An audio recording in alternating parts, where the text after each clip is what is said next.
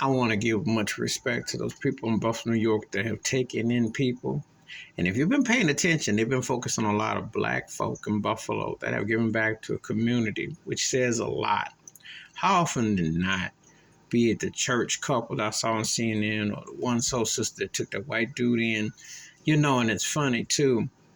It's a shame that it takes storms, chaos, death, entrapments of weather conditions, etc., extremes to bring people to know their neighbor.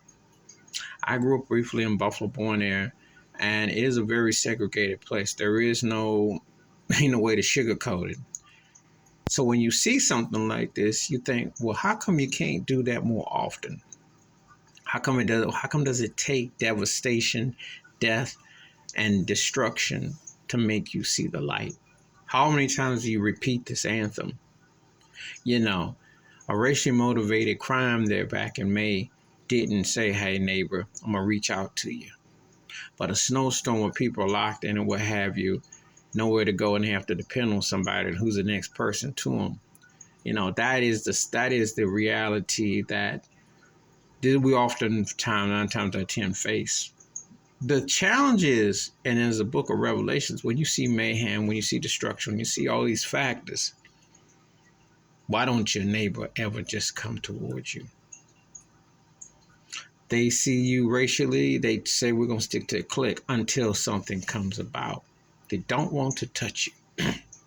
It always is so happens so often. I'm going to do another video about this point about how it takes a film or some music or something, how people come together. But generally speaking, they wouldn't give you the time of day. But it says a lot about these folks in Buffalo, these black folks who are opening to their neighbors. Because there is a certain community that does that, but then there's other communities, get in where you fit in. And why is that mindset so prevalent? It's all across America. That's the great divide, the great segregate, until something happens, and then your neighbor becomes your best friend. Heaven sent like angels in the wings. People need to work on that. We used to know our neighbors back in the day. We didn't need a storm. We didn't need devastation to know what time it was. But these days, you got to have all kinds of situations that make you actually reflect on who and where you are. Please hit like, subscribe, welcome thoughts and comments, and I do respond. Thank you. Wash your hands. Keep your mind clear. Watch out for another, and share the video if you want to. And besides storms and trauma and trepidation, do you know your neighbors? Do you know your people around you? And would it take a storm or something devastating to make them to even acknowledge you? That's the big question. That's the sad reality. I'm out.